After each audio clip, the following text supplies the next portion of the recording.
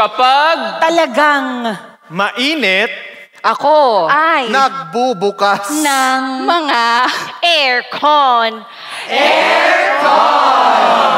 Ano ang isang salita na laging sinusulat sa pisara nyo dati? Noisy! noisy, N O, I.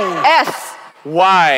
noisy, minsan Pinupuntahan, Ko. C Jonabel, Kasi sabi ng nanay niya huy, kaibiganin mo kahit na noisy.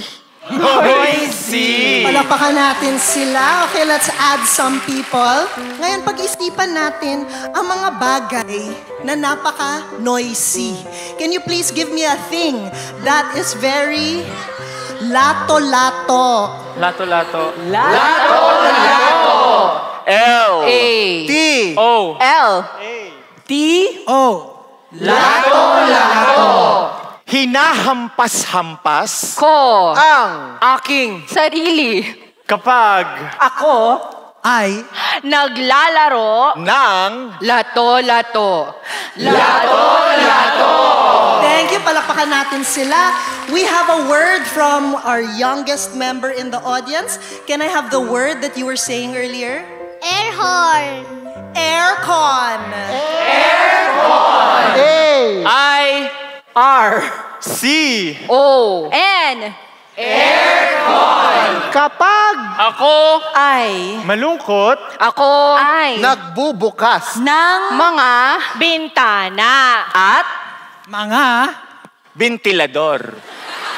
Ngunit kapag talagang mainit, ako ay nagbubukas ng mga aircon.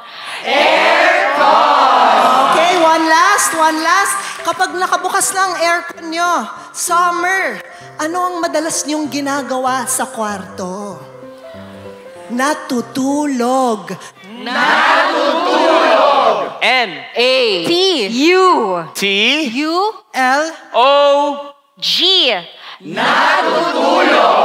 Sa tuwing nakikita kita iniisip ko, na Merong mga anghel na nanonood sa akin. ngunit ako ay mahilig matulog. kaya Naman.